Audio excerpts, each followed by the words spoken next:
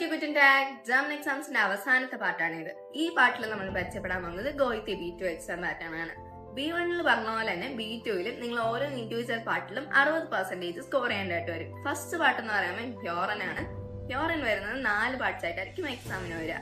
ഇവിടെ നിങ്ങൾ 60% ആയിരിക്കും സ്കോർ ചെയ്യേണ്ടത്. ഓക്കെ, സെക്കൻഡ് പാർട്ട് എന്ന് പറയുമ്പോൾ ലേസൺ ആണ്.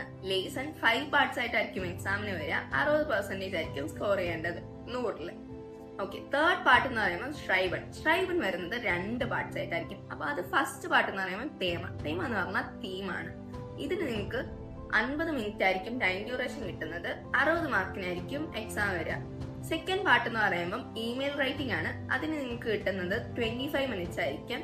40 മാർക്കിനായിരിക്കും എക്സാം വരുന്നത്. അപ്പൊ ടോട്ടല് 100 മാർക്സിനായിരിക്കും. ഇതിൽ നിങ്ങൾ ടോട്ടലായിട്ട് 60% സ്കോർ ചെയ്യേണ്ടി വരും.